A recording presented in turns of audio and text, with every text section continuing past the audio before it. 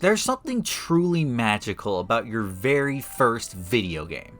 Sure, you may take gaming a little more seriously and have stronger standards since you more so know the possibilities of gaming, and if you're above the age of 18 where you're buying your own video games, you start to get a little bit more critical about them. And if you're not buying your own games, start doing it. Times are tough, alright? Stop letting your mommy buy you video games, you spoiled brat! But there's always something about your first video game, especially considering what it is.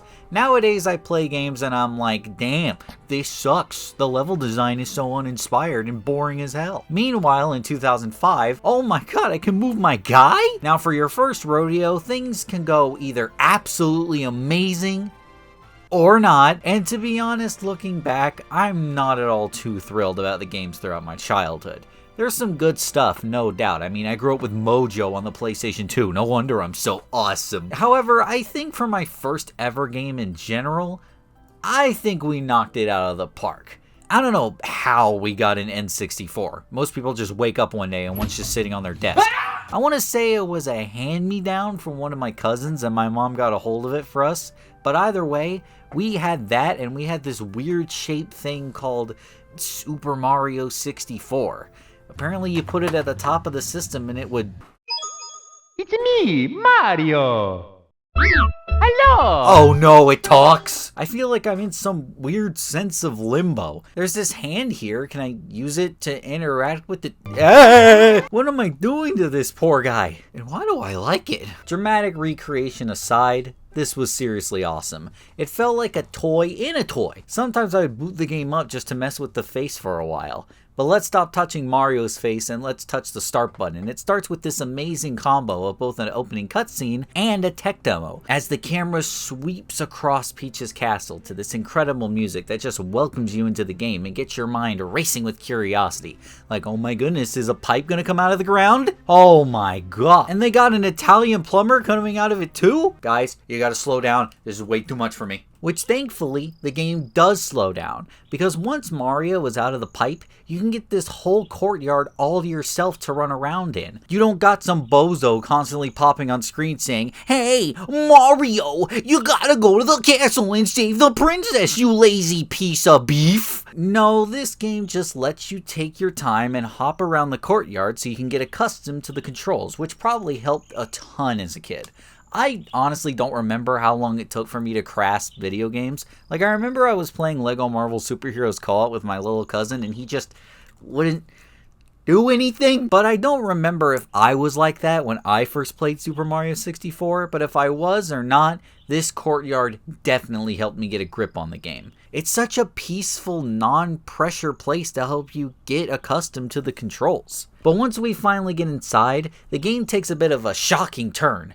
Princess Peach has been kidnapped. Yeah, no, of course, this is nothing new, but that wasn't what was so shocking about this. What really put a snake in my boot was Bowser's roar. And to you, even to me as an adult, this is nothing. But to a kid? This was bone-chilling.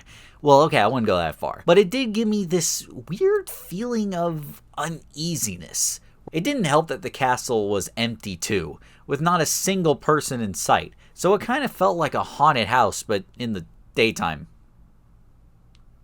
Okay. And then, I don't know how I figured this out or even how long it took, but when you jumped into a painting, you got teleported inside to another world. And my mind was blown.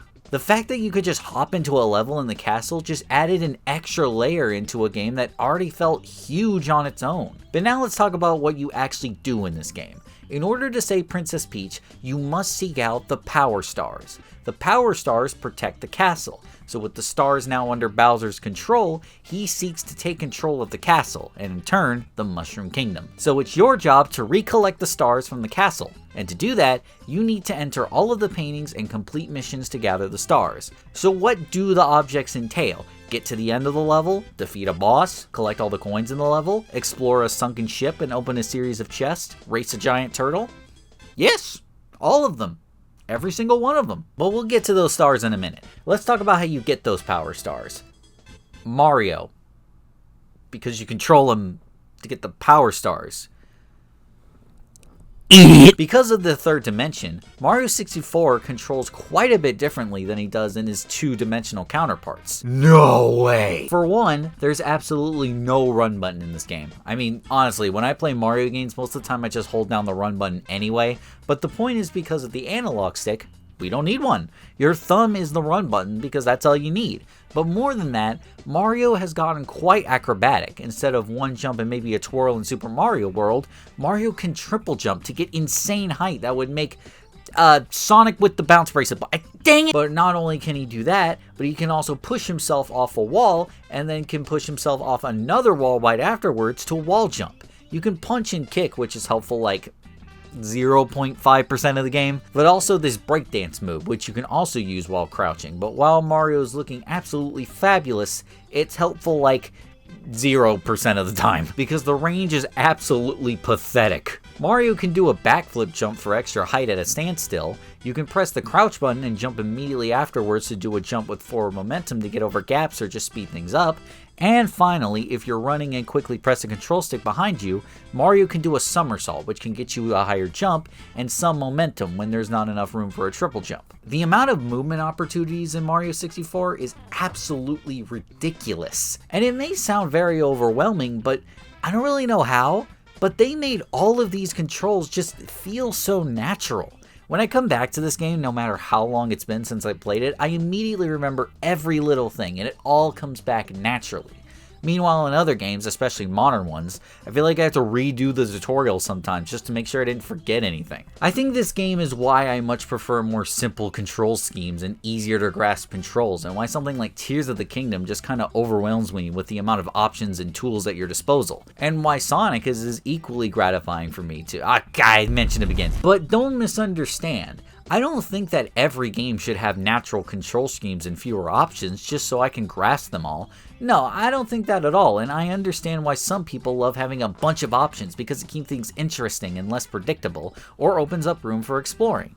But me, I love Super Mario 64 because of how natural everything feels. That way I know fully what I'm doing at all times. Remember, I beat this game at 5 to 6 years old. That's gotta be testament for how simple this game is to play. Along with Mario's acrobatics, you also have the staple Mario power-ups from his 2D adventures, like the mushroom, the fire flower, the kick. Alright, so apparently there are no standard Mario power-ups, so we get 3 other power-ups, the caps, which are very situational and also kind of suck. Except for the wing cap, but Metal and Vanish are pretty useless. Metal at least looks really cool with the chromatic texture. Even as a kid, I thought this looked sick as heck.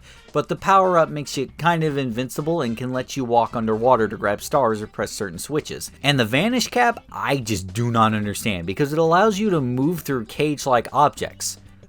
But how, though? Does he become intangible? If that's the case, why is the only thing you can walk through cages and ice walls? Now, the only one I actually kind of like is the wing power-up.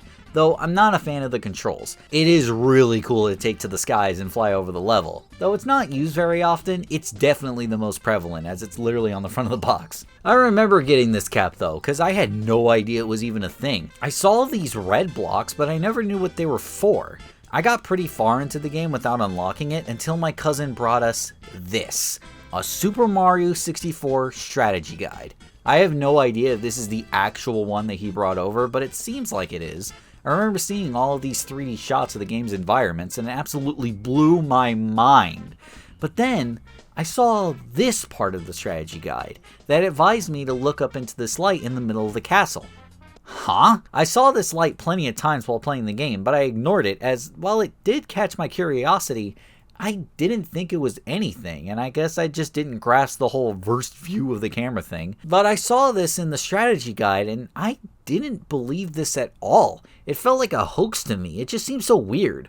But sure enough, we booted up the game, popped up the camera to first-person view, and oh my goodness, my mind absolutely shattered.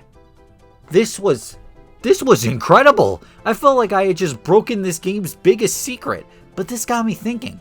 If they hid such a power-up behind this massive secret there was no hint towards at all whatsoever, what else could this castle be hiding?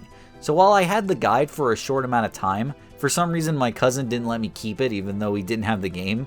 But either way, I flipped through it really quick, and I looked to see what would happen after you get all the stars and 100% beat the game. I felt bad for doing it, but I just wanted to know what it was. I was way too curious. So I flipped to the back of the book, and there was a really weird green dinosaur called Yoshi? Yoshi? What's a Yoshi? Reunited? Is this Mario's longtime friend? What the heck? Who is this? What is this? And then from then on, I made it my mission. I wanted to 100% complete Super Mario 64. It was the only game I had at the time, so I had no excuses and no distractions. I wanted to beat this game. And I never did. I got the credits after a really long time. I'm not sure how long it took, but I remember it being a long time. And I did try to collect the stars whenever I could, but one day, the controller broke. I remember that. I don't remember specifically how it broke, but my brother usually puts the blame on me. But whatever happened, it broke, and we tried to get a replacement, but because I was the only soul with an N64 in 2007, or whatever it was, no store was selling controllers anymore. We tried and looked, but it just wasn't happening, and then that holiday season I soon got a PlayStation 2, and that was it for my N64 journey. Don't get me wrong, I love my PlayStation 2 probably even more than the Nintendo 64, seeing as I got way more games for the thing, but I won't lie, even though I had a PlayStation 2, I kinda miss Super Mario 64. No matter what I was playing, Crash Bandicoot, Wrath of Cortex, Spider-Man 2, American Chopper, not even my beloved Mojo game could fill the Nintendo 64 cartridge-shaped hole in my heart. Sometimes when I had played those games, I would just remember the good old days of that fat Italian plumber. And I didn't get a Nintendo console for a long time. And then my mom remarried to someone who forbade us from having video games at their house. So I could only play video games sometimes at my grandma's. So I didn't play video games in general at all for a very long time. So I didn't play a Mario game for a while, and thus my adventures with them drifted away as a long, distant memory. The only time I saw Mario after that was for Mario Kart on the very rare occasions I was with my long-distance family. And then I got a new console. You see, I would go over to some of my other extended relatives' places, and my aunt had a Nintendo Wii with Wii Sports, and I was absolutely blown away by the console. I had to get one. I begged my family for one. Everyone in my family, I asked for one. And then, one holiday season, I got a bootleg Wii. Thanks, Aunt. Different brand Wii. Dude, what is wrong with you? But she redeemed herself quickly afterwards because I finally got one. I think the very next Christmas, and it was so cool. And then I got a basket full of games from someone at my church, and I got 2 Mario games in that basket. New Super Mario Bros. Wii and Mario Kart Wii, which really didn't help my predicament, because while this brought back the memories of Mario 64, I just wanted to play Mario 64 again, or at least something like it, but it was just impossible. If only there was another Mario game that was in the same dimension! I dabbled in emulating it a few times on PCs, once I even got the game running on my phone, which was bonkers, but I never completed the game again. I guess not only was I not playing it on legitimate hardware, so it just didn't feel right, or I just wasn't in the mood for Mario, so I just couldn't stick with Super Mario 64 again for really long. That was until...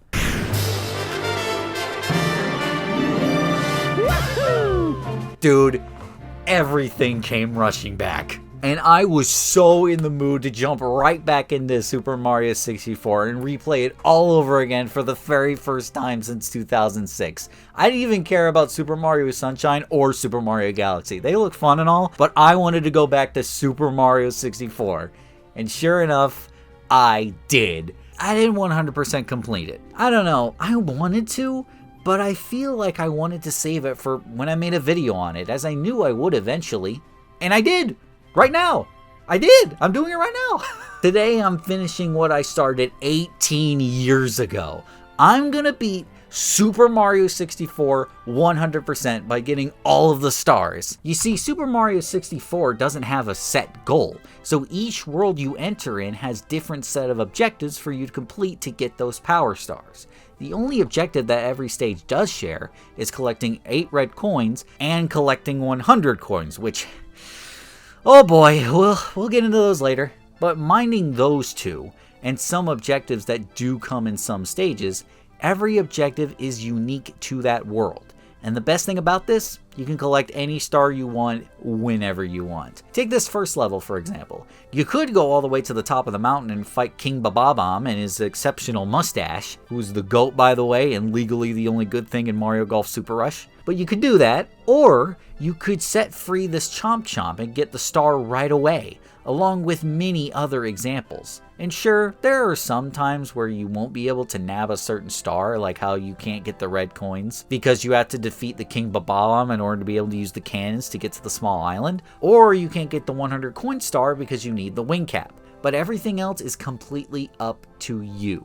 Go in a chronological order if you want to. Go for the ones you see first. Don't care about the 100 coin stars because they suck. But let's start talking about these courses and summarize them, and then we'll get into some of the Power Stars objectives in good detail. You start with Bomb-Omb Battlefield, an excellent level teaching you everything about the game without a huge amount of pressure, as there's only a little bit of platforming, and when there is platforming, the platforming is very easy as you'll just be able to fall to the ground without dying. Then, once you collect your first very few stars, the game starts opening up and the levels they give start throwing more difficulty at you, but trying to be still easy about it.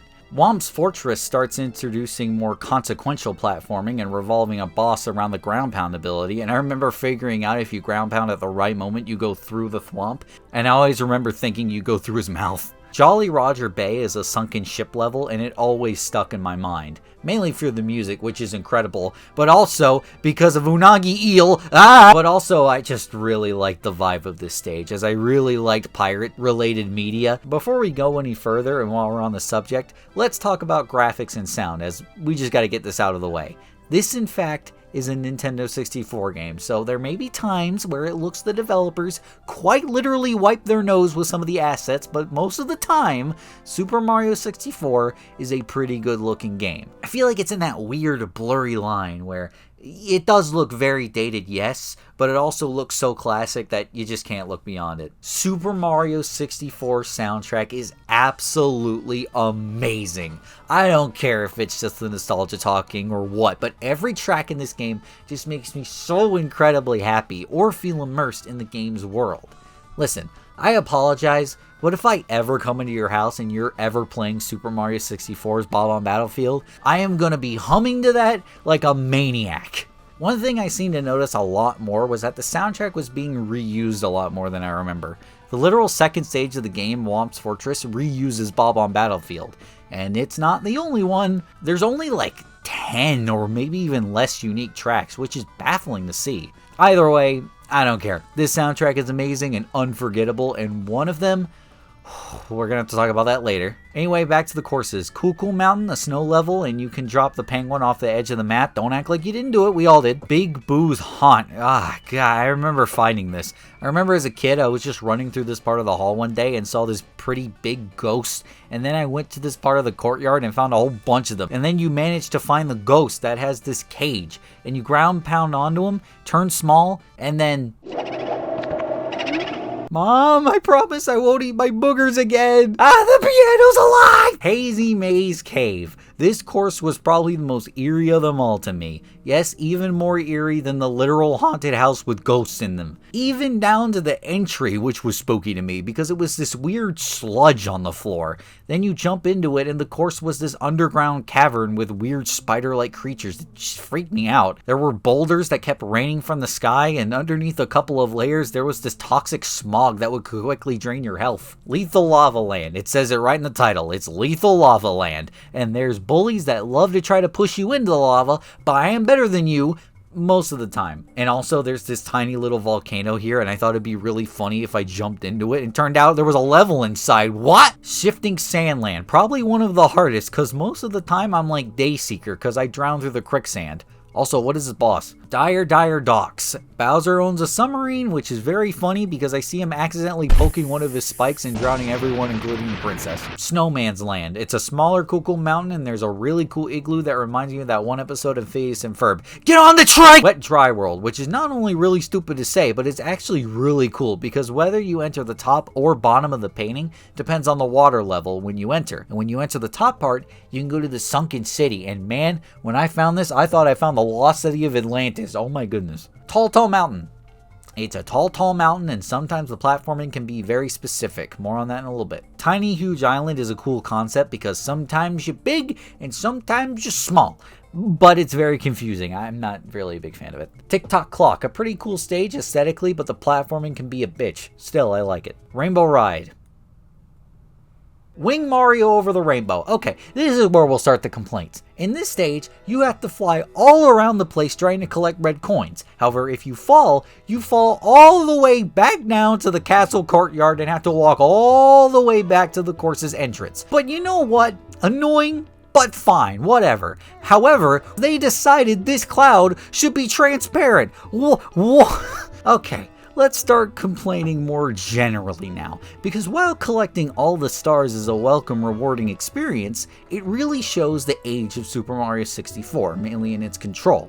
I think Super Mario 64 controls amazingly, like I said before, for the first half of the levels. Then in the second half of the levels, the game starts asking more from you for precise platforming, and the controls just were not built for that. I cannot explain why, but I swear this happens. Sometimes I need to turn around a certain way, and Mario just decides to fall right off the edge for no reason. I have no idea why he does this, but I swear it happens. And then there's the other aging aspects. The camera. See, back in the day, cameras in 3D video games were either fixed cameras or cameras that would stay behind your character no matter what. And sometimes the game would actually let you rotate it free of your own will. So which one was Super Mario 64? Yes, the game acts like a fixed camera a lot of the times with really awkward angles, and sometimes the game will let you rotate a full 360 degrees, but most of the time it will only let you do like 90, which makes this one of the worst cameras.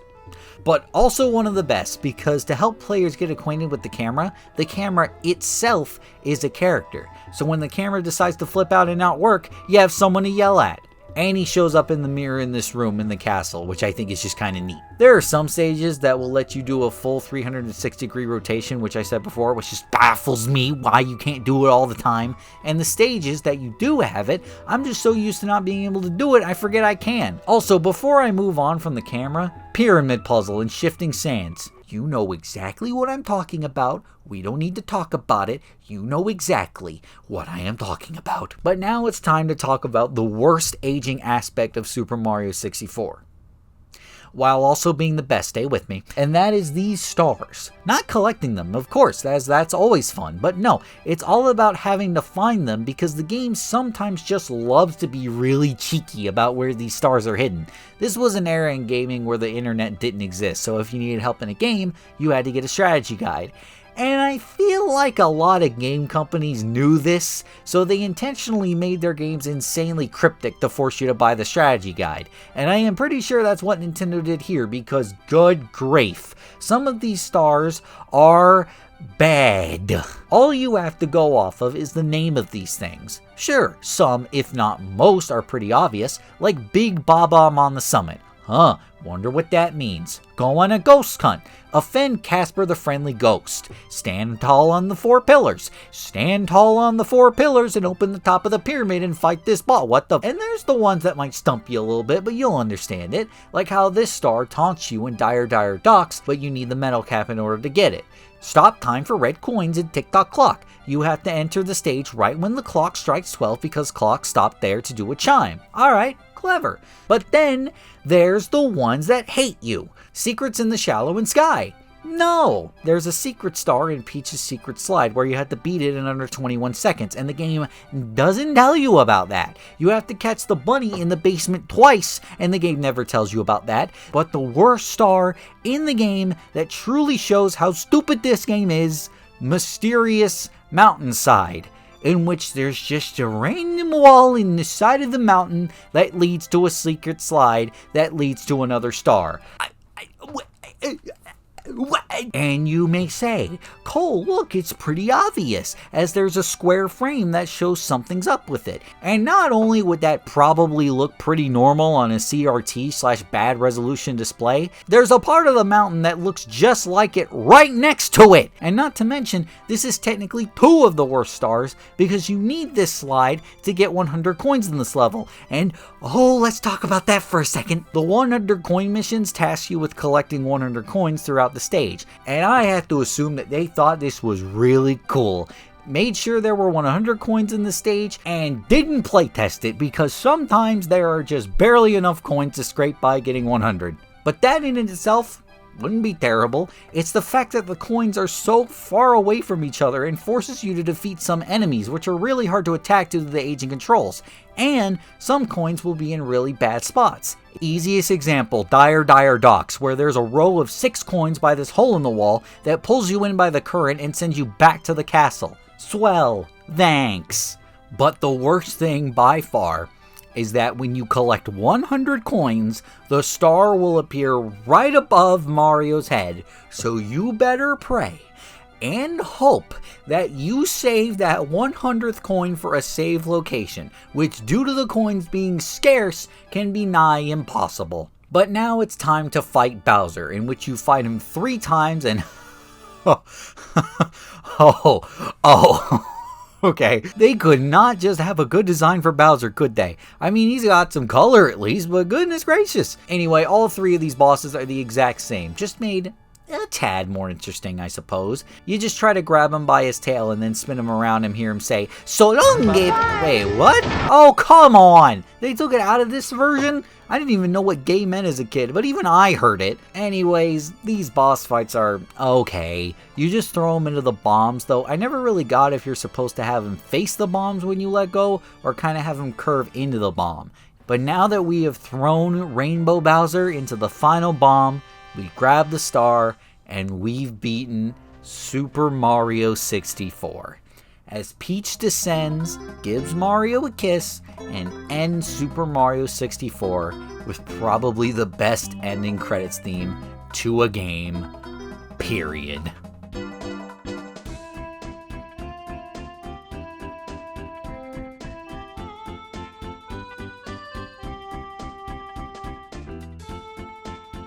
I loved it as a kid. It gave me goosebumps the first time I beat it. And now it hits so much harder with all the stars collected.